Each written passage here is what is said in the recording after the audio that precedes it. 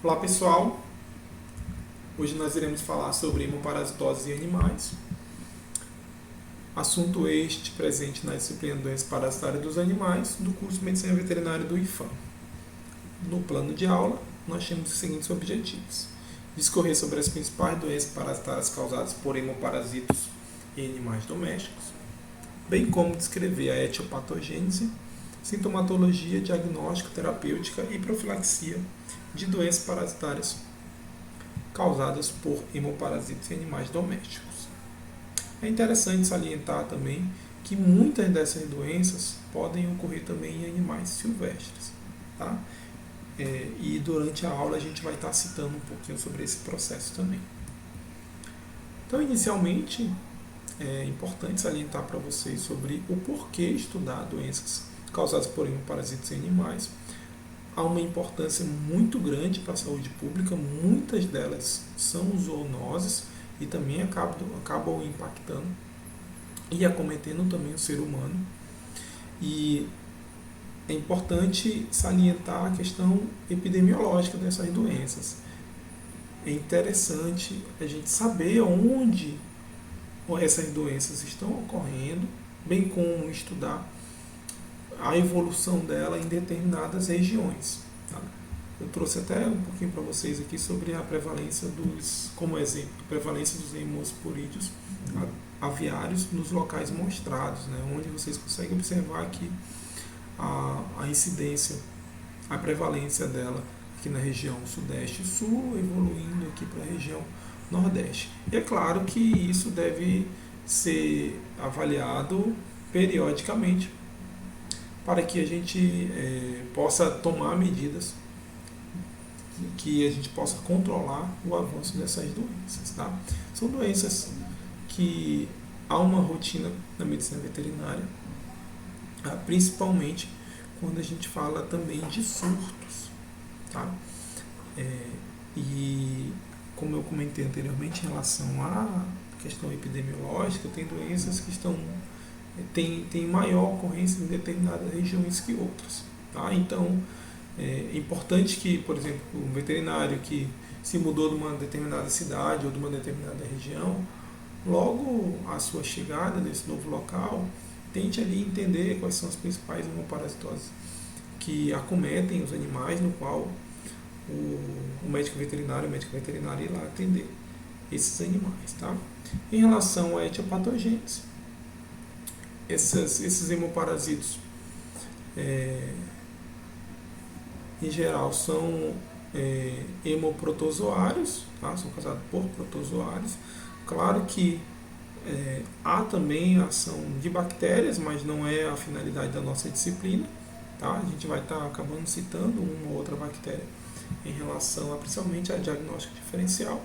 E a gente vai ter ali como contágio, né, como ação desses hemoprotozoários no organismo animal, o contágio pela forma mecânica, tá, que a gente tem ali associado à presença de um vetor, e também a forma iatrogênica, principalmente pelo o uso inadequado de fômites. Tá?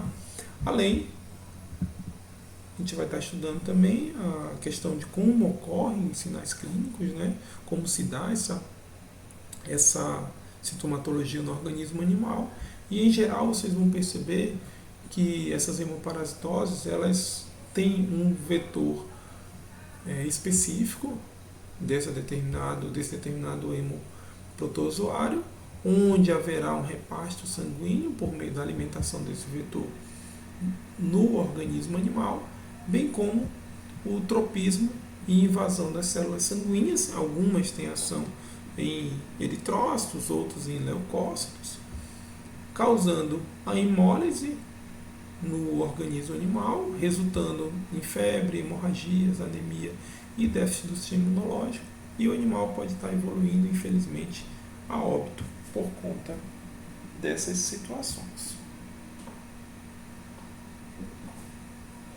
Além disso, a gente vai estar abordando também o aspecto de diagnóstico. Tá?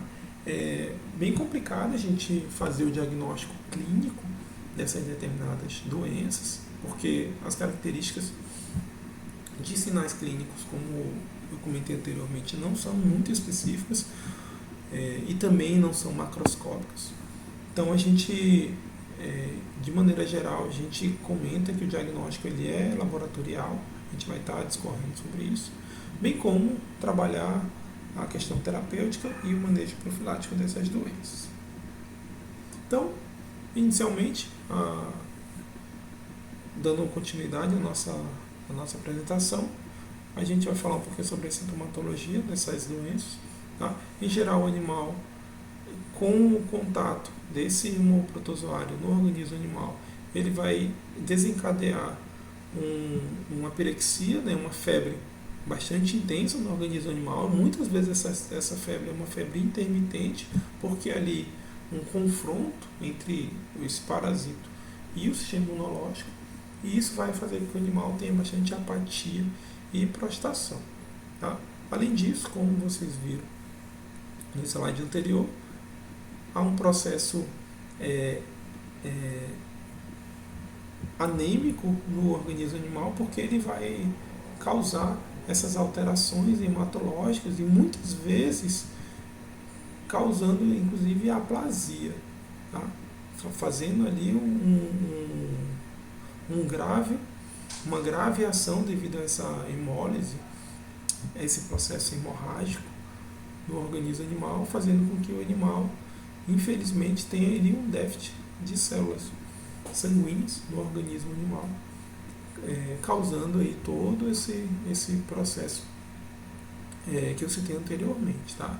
E essas hemorragias elas podem ser diversas, né? O animal pode apresentar ali petequias hemorrágicas, pode estar apresentando hematúria, hemoglobinúria, e isso tudo o animal vai evoluir, por exemplo, em relação às mucosas, tanto de mucosas bastante hipoclorada, em quadros anêmicos bastante graves, quanto uma mucosa ictérica, uma mucosa congesta, vai depender muito ali do grau no qual o animal está sendo atingido, né, no processo natural ali da doença no organismo animal.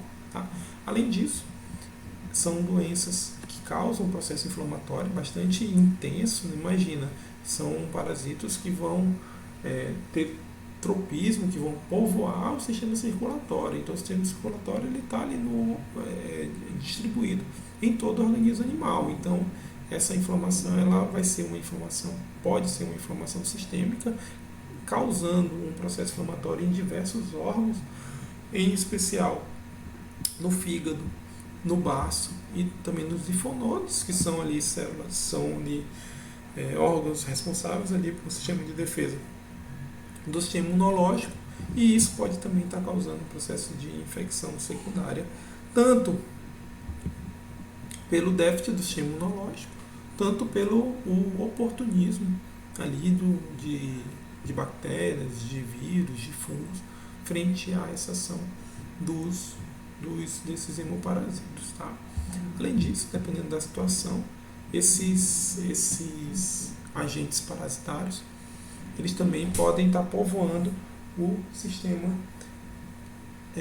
neurológico do organismo animal, tá? Causando inclusive sinais neurológicos, e esses sinais neurológicos eles podem ser tanto diretos quanto indiretos, devido ali a esse processo de fraqueza, né, de anemia, mas também devido à ação diretamente desse protozoário. Então nas imagens você pode observar aqui um animal prostrado, né, um animal ali apático. Tá? Aqui vocês conseguem observar um processo de linfonodomegalia nesse bovídeo, tá? Aqui decorrente da tripanossomose, né? Né? No animal, tá? E aqui uma visualização, né? A nível de necrópsia, né? E vocês conseguem observar aqui, por exemplo, uma esplenomegalia também nesse animal. E a nível de diagnóstico, a gente pode também estar fazendo ali um diagnóstico individual, mas também coletivo. Então, se a gente tem ali a presença de um vetor no ambiente e vários animais apresentando os mesmos sinais clínicos, então é importante que a gente tente ali ao máximo fazer o exame no máximo de animais possível, principalmente quando a gente está se tratando ali de animais é, é, que estão ali que estão contidos, né, principalmente animais zootécnicos em grupos, tá? Claro que em cães e gatos, por exemplo, na clínica particular, normalmente a gente estaria atendendo individualmente esses animais. E essa exploração ela tem que ser bastante bem feita, né, semiologicamente falando, porque a gente pode estar também trabalhando ali diagnósticos diferenciais. Tá? Então, as hemoparasitoses, elas também podem trazer sinais clínicos de outras doenças. Né? Então, fica difícil ali, como eu comentei anteriormente, só no exame clínico, fazer um diagnóstico adequado. Tá? Então, por isso, a gente tem que lançar mão da parte laboratorial, por meio ali do esfregar sanguíneo, né, da extensão sanguínea, e também dependendo da situação do exame, da técnica de gota espessa. Tá? Eu trouxe para vocês aqui alguns exemplos, tá, de alguns métodos que podem ser utilizados. Tá? Destaco aqui a utilização do panótipo, né, que é bem fácil ali, né, na clínica muitas vezes dá para fazer esse exame, que tem ali uma boa acurácia, mas dependendo da situação, dependendo do parasita, tem que fazer técnicas específicas. Tá? Além disso, a gente também pode estar fazendo e lançando mão de biópsia tecidual, né, e também análise histopatológica desses parasitas. Tá? Além disso, a gente também pode fazer o teste sorológico, né, a imunofluorescência direta, um teste de diagnóstico rápido, né, imunocromatográfico, também já há uma evolução para determinadas doenças, né, para determinados agentes parasitários, bem como o teste de ELISA. Além do PCR, vocês podem observar na imagem e também no exame necroscópico. Tá? Então, em geral, se a gente puder lançar a mão de todos essas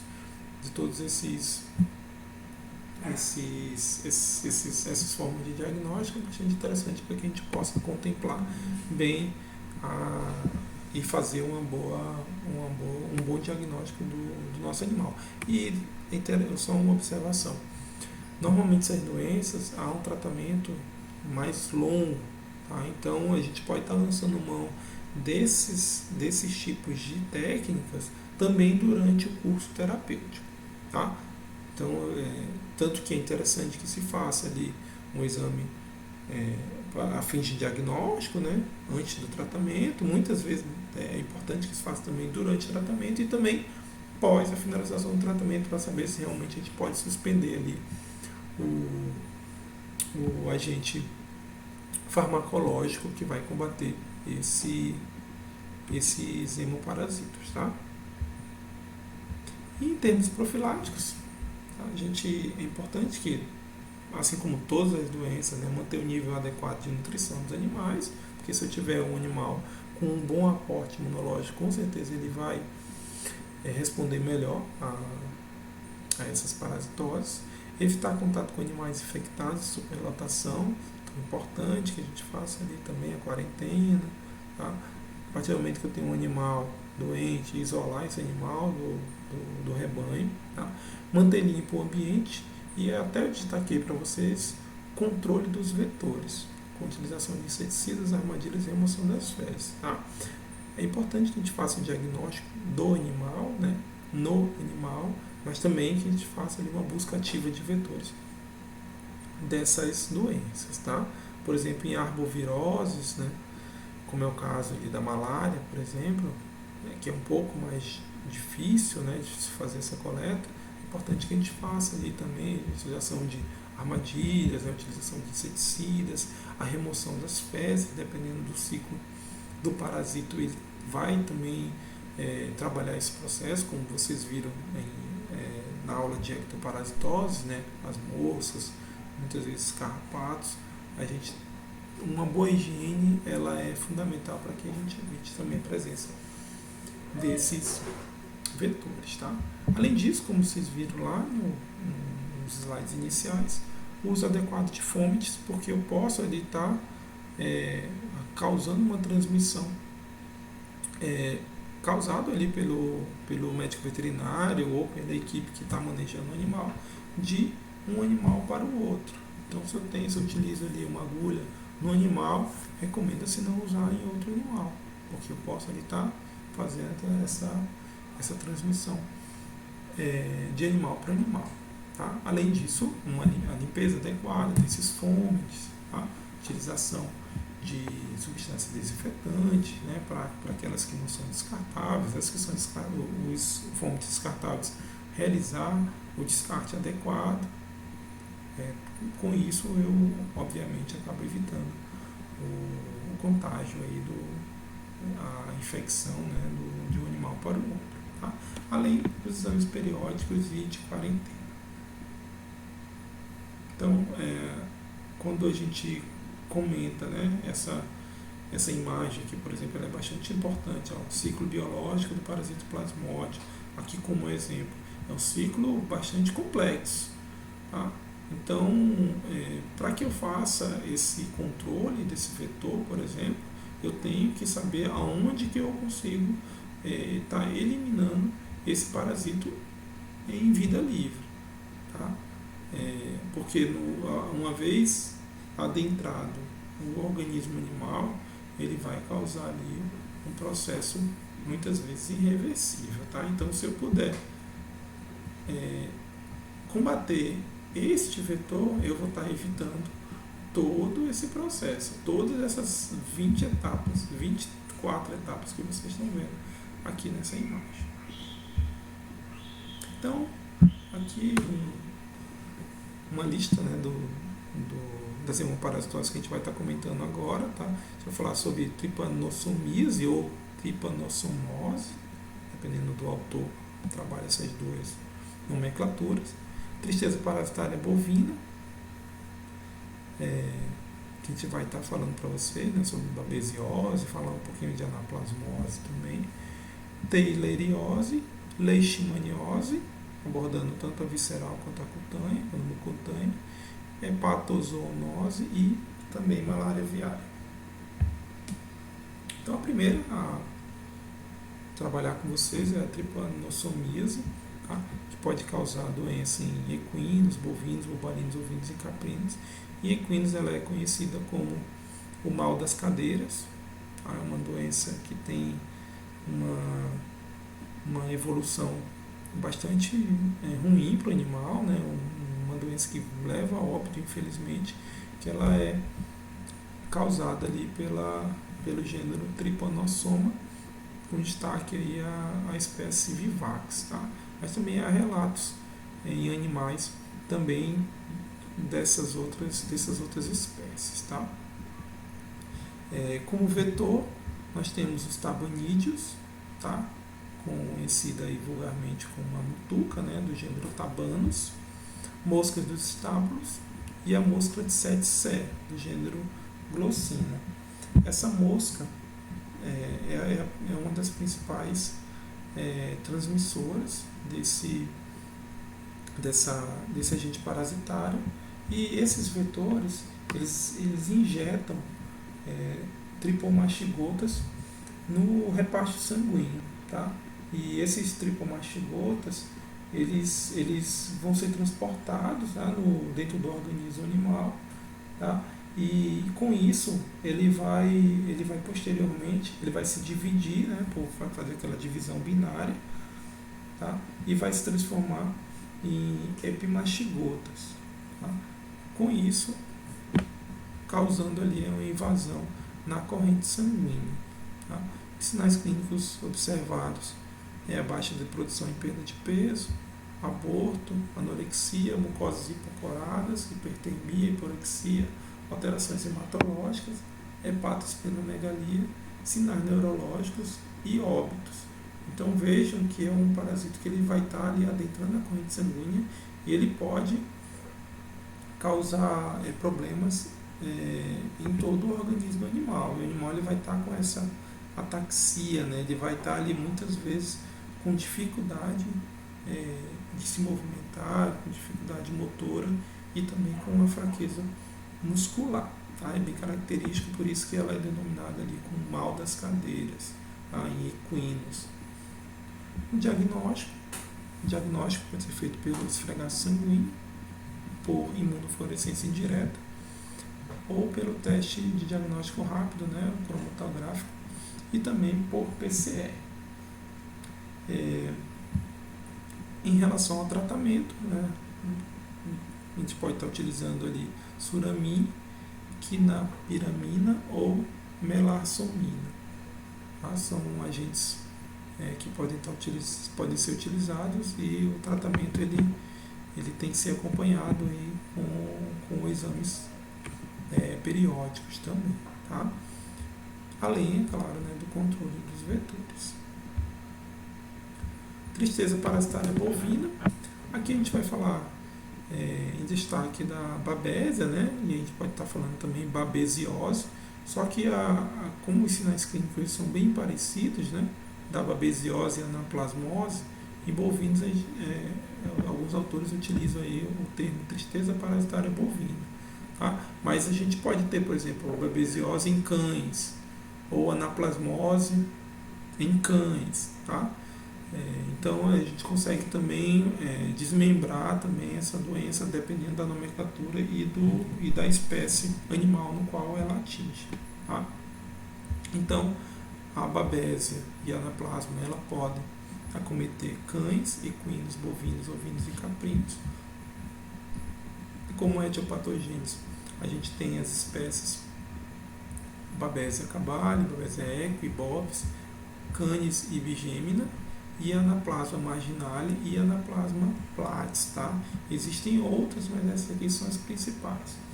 E o vetor que a gente pode observar, que faz essa transmissibilidade, são ixodídeos, né, carrapatos, do gênero Dermacento, Hyaloma e Rhipcephalus. Tá? E tem como localização, como tropismo ali, eritrócitos e plaquetas. Então são animais que vão ter que tem um processo anêmico bastante grave, tá? Esses sinais clínicos eles vão ser decorrentes desses eventos patológicos devido a essa destruição eritrocitária, causando ali uma hemólise tanto intra quanto extravascular. Tá?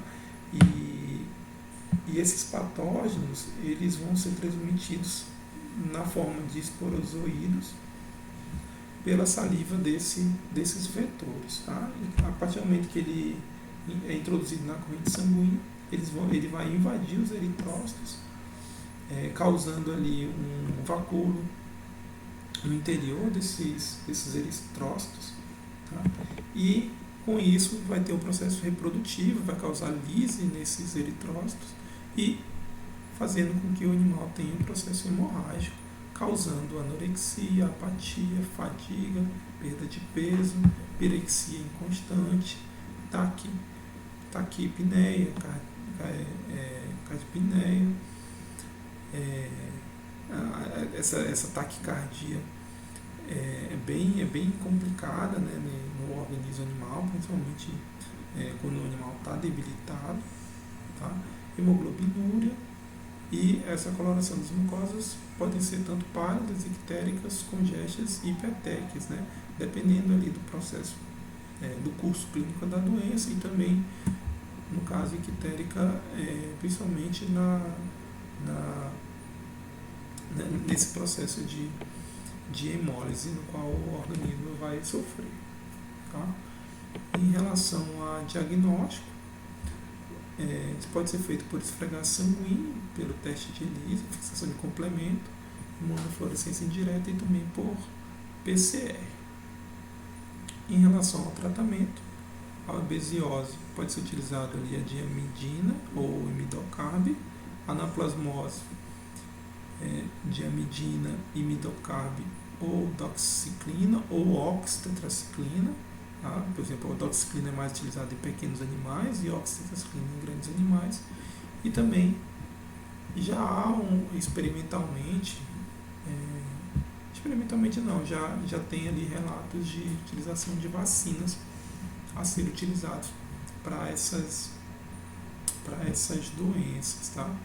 Todavia, ainda há de se ter mais estudos, né, para que se possa definir melhor esse processo de vacinação. Por isso que eu botei aqui em reticência. Um asterisco aqui para vocês, tá? Teileriose. A teileriose é muito parecido com o que a gente observa na tristeza parasitária bovina,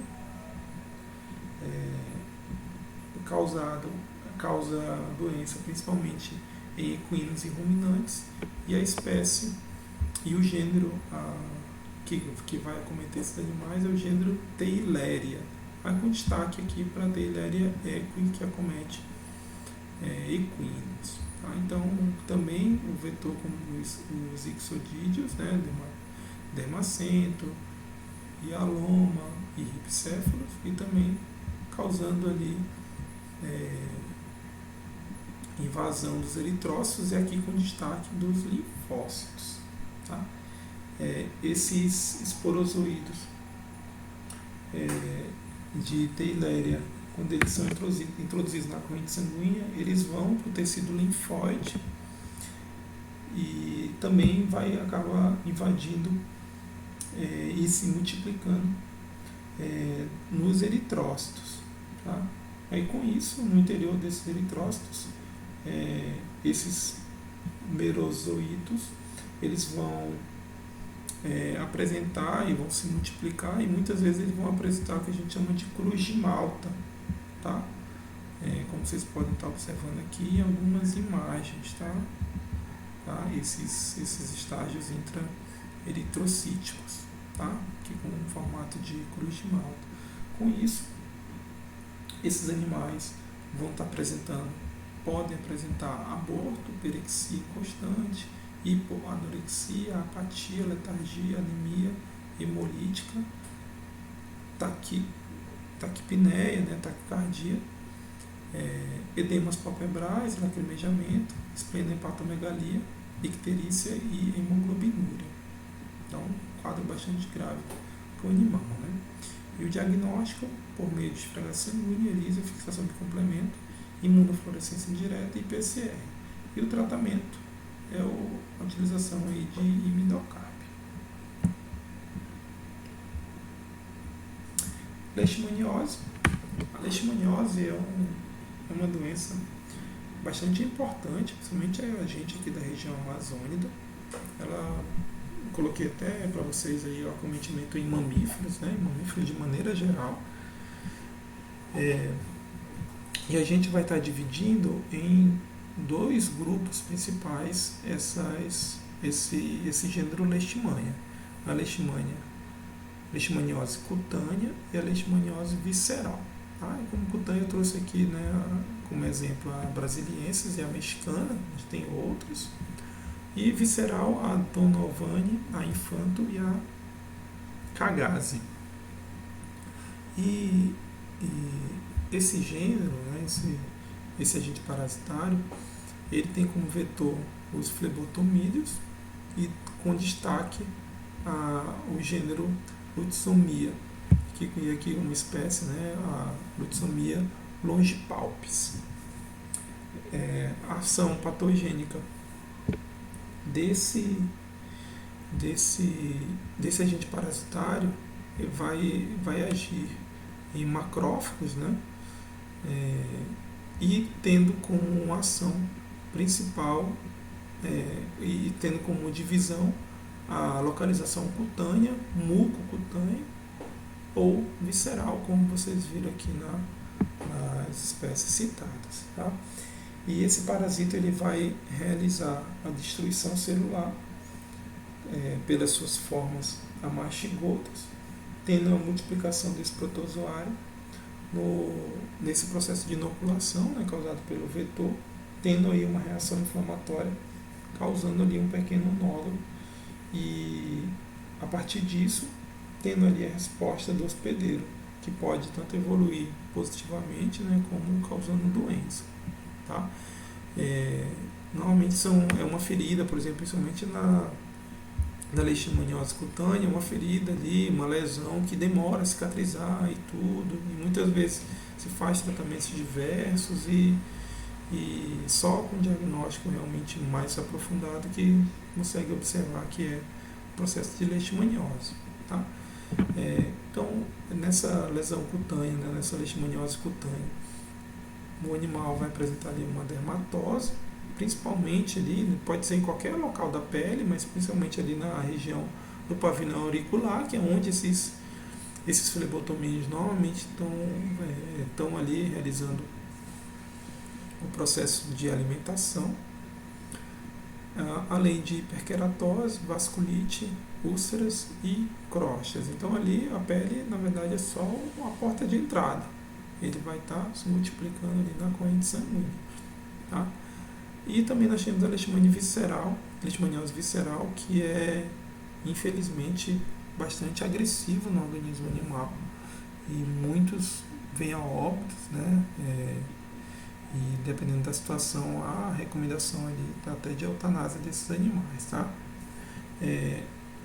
Já é uma doença sistêmica, né? O próprio nome fala, visceral, tá? Então vai causar febre, emagrecimento, anemia, aumento do fígado e do baço, onicogrifose, né? Que é um aumento ali das unhas, né? Desse animal, hemorragia e também processo de imunodeficiência, tá? Então há um debate muito grande no Brasil em relação à eutanásia desses animais,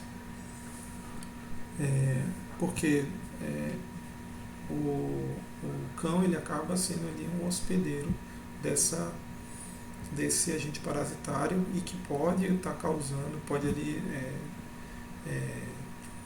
de maneira indireta, né, fazendo ali com que esse agente parasitário fique ali no ambiente. Tá? Em relação ao diagnóstico, a gente pode estar fazendo ali uma aspiração ali do local, né? Fazer uma coleta direta ali no local da lesão, a biópsia ou o raspado desse local, além da utilização de esfregar sanguíneo, teste ELISA, teste Montenegro e também PCR. Tá?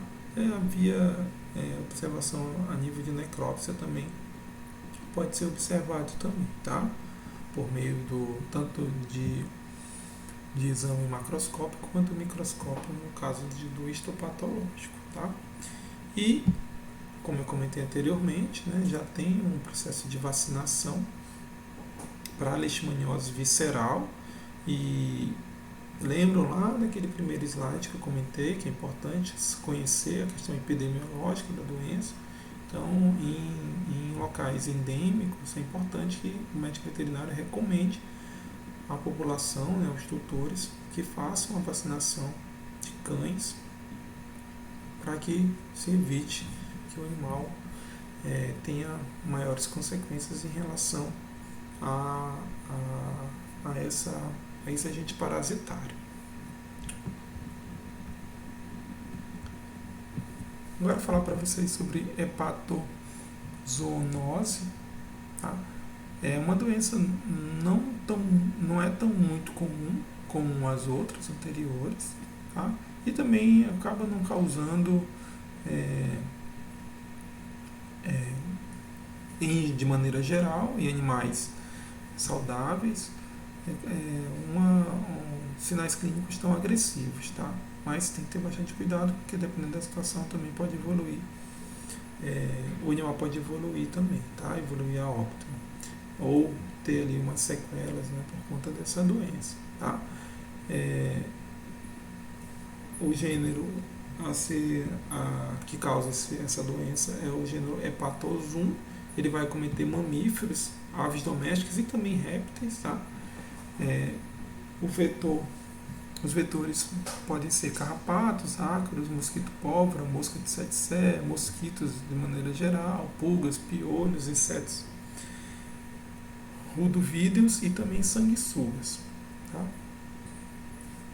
A localização no qual esse agente parasitário vai ter tropismo vai ser os macrófagos, atingindo ali o baço linfonoso e também a medula óssea.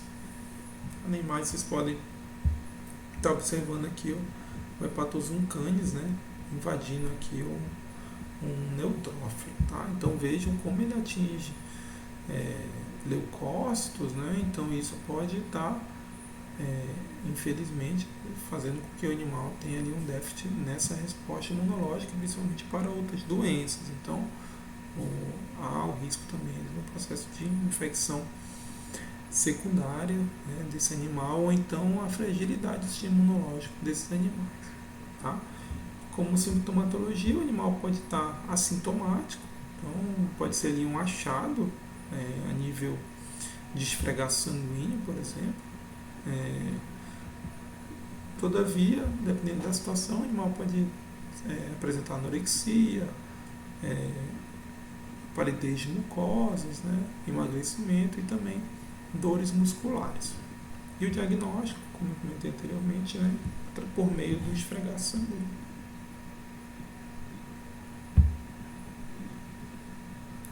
E agora, para finalizar a nossa aula de hoje, falar um pouquinho sobre malária aviária. E é interessante que a malária aviária, ela pode, geralmente quando a gente fala de malária, a gente lembra logo do gênero Plasmodium, né? A malária humana, a malária que causa doença em primatas não humanos, né? Só que há um complexo, né? Há outros também agentes parasitários que são envolvidos nesse processo, porque os agentes, esses agentes vão causar praticamente os mesmos sinais clínicos, tá? E uma ação bastante parecida em termos de patogenia, tá?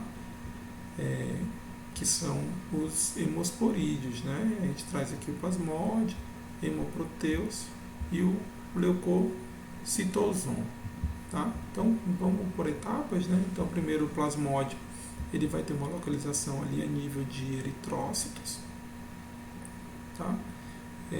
Esses plasmódios, esse plasmódio ele vai causar ali uma lise nessas células, né, fazendo com que tenha ali o processo hemorrágico no organismo animal, tá?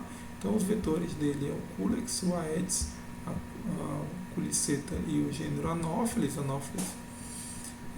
Também pode estar causando, tá? Como sinais clínicos, o animal pode cursar assintomático, anêmico, letárgico, anoréxico e também com penas eriçadas. E o diagnóstico, o nível de esfregaço sanguíneo e PCR. Então aqui vocês podem estar observando aqui nesse esfregaço sanguíneo, tá? Essa lâmina positiva aqui de plasmódio.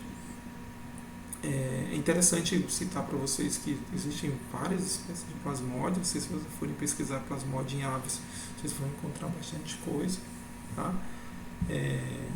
E inclusive como diagnóstico diferencial, a gente vai ter ali outros hemoparasitas também, tá? E o hemoproteus, tá? Que o vetor são moscas hipobocídeas, tá? E também o mosquito pólvora, que é o gênero Culicoides, tá? Que vai ter como localização os eritrócitos e os pulmões, tá? E o animal em geral curso assintomático, e o diagnóstico é por meio de esfregaço sanguíneo. E o gênero Leucocitoson, que também vai ter os mesmos vetores ali do hemoproteus, todavia ele vai se localizar somente a nível de eritrócito, né, parênquima hepático, coração e rins, e os sinais clínicos, o animal pode cursar ali assintomático e também causando ali as penas eriçadas, anoréxico, tá? E o diagnóstico por meio de esfregaço sanguíneo, tá? É interessante comentar que o mais grave aí é o plasmódio, tá? E o plasmódio ele causa ali o bloqueio dos capilares sanguíneos de órgãos vitais, né? E também a nível de cérebro. E essas células, né? Esses tecidos podem sofrer anóxia e essas células virem a óbito, né? Virem morrer e esse tecido ficar comprometido, tá? Causando ali necrose no local, tá? Então é bastante importante que se faça esse acompanhamento, mas, como eu comentei anteriormente, na maioria das vezes, esses agentes parasitários eles vão cursar clinicamente em animais apenas assintomáticos. Tá? E com isso nós encerramos a apresentação de hoje. Tá? Peço que vocês façam uma lida nessas referências e também na leitura recomendada. E finalizo, é até interessante, né? Finalizar com Oswaldo Cruz, que é um médico que trabalhou bastante ali com o combate de doenças aqui no Brasil, lá no início ali da ação da saúde coletiva no Brasil, com a seguinte fala: o saber contra a ignorância, a saúde contra a doença, a vida contra a morte, 1000 reflexos da batalha permanente em que estamos todos envolvidos. Então, toda a comunidade da área de saúde está envolvida, né, para que a gente cada vez mais possa ter habilidade, possa ter conhecimento para diminuir as doenças que vão acometer tanto os animais quanto os seres humanos, tá bom? Então, bom estudo e qualquer coisa a gente está à disposição.